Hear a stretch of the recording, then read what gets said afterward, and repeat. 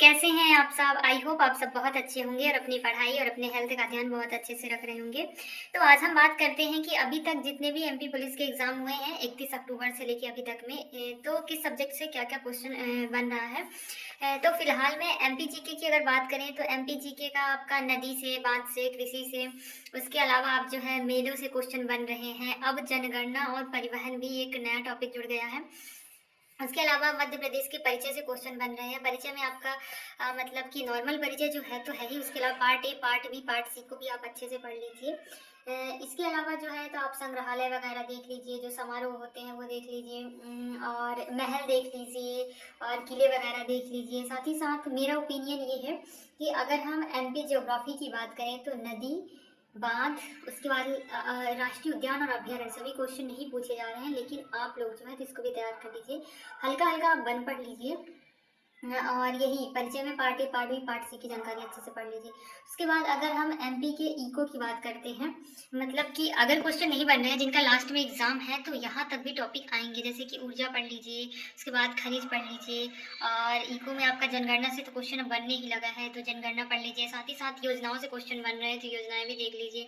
अब आ जाते हैं कला संस्कृति में, तो लोकगीत, लोक नाट्य और लोक नृत्य, यहाँ से क्वेश्चन बन रहे हैं तो ये भी आप अच्छे से तैयार कर लीजिए।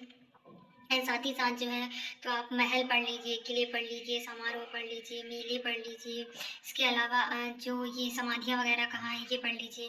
और मध्य प्रदेश में प्रथम क्या है, सबसे बड़ा क्या है, छोटा क्या है, यहाँ से भी क्वेश्चन बनते हैं तो ये भी देख लीजिए।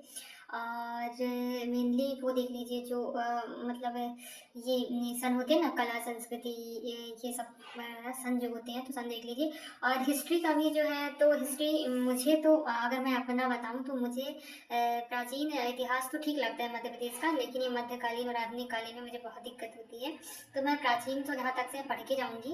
और रही बात मध्य की और उसका, तो एक बार हल्का हल्का मैं मतलब सन के जो इम्पोर्टेंट क्वेश्चन होते हैं ना कि ये चीज़ कब हुई तो वो मैं पढ़ के जाऊंगी। बाकी मैं ज़्यादा टाइम वेस्ट नहीं करूंगी उसमें, हिस्ट्री के एक क्वेश्चन के लिए बहुत ज़्यादा टाइम वेस्ट हो जाएगा।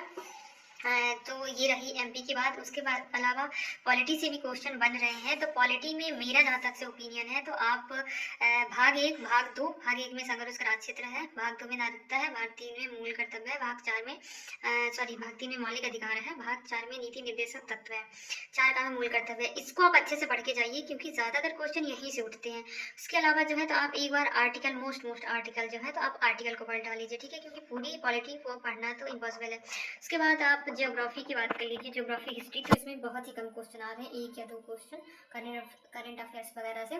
तो ज्योग्राफी में भी आप नदियाँ, बांध वगैरह देख लीजिए, मतलब इंडियन ज्योग्राफी से। हिस्ट्री का आप जो है तो थोड़ा बहुत प्राचीन हिस्ट्री देख लीजिए, और जो आपका ये क्या बोलते हैं मॉडर्न का भी कुछ जो इम्पोर्टेंट लगे उसको आप देख लीजिए। उसके बाद आप रीजनिंग की बात करें तो रीजनिंग में क्वेश्चन जो है तो आपका यही सीरीज से बन रहा है, ब्लड रिलेशन से, कोडिंग डिकोडिंग हो गया, डायरेक्शन डिस्टेंस, और आपका ये अल्फ़ाबेट से बन रहा है, क्लॉक से, कैलेंडर से, सिलवद में से, बैठक व्यवस्था से। पहेली से अभी तो क्वेश्चन नहीं आ रहे हैं तो इसको आप पढ़ लीजिए। उसके बाद अब मैथ की बात करते हैं तो पहले तो एडवांस बहुत ज़्यादा पूछ रहा था, बट अब एडवांस के बहुत कम क्वेश्चन बन रहे हैं। अरिथमेटिक्स के आपके जैसे प्रॉफिट लॉस हो गया, परसेंटेज हो गया, एसआई हो गया, सीआई हो गया, और एज हो गया, एवरेज हो गया, तो यहाँ से क्वेश्चन बन रहे हैं। तो इन बेसिक चीज़ों को आप तैयार कर लीजिए।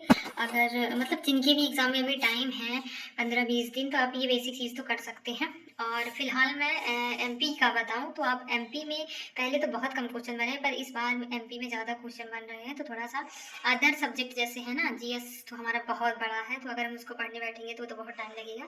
लेकिन आप अगर जीएस के लिए परेशान है तो एमपी पे ज़्यादा फोकस करिए। उसके बाद आप पॉलिटी देख लीजिए, ये दोनों अगर आप देख लेते हैं तो अपने स्कोर को बढ़ा सकते हैं।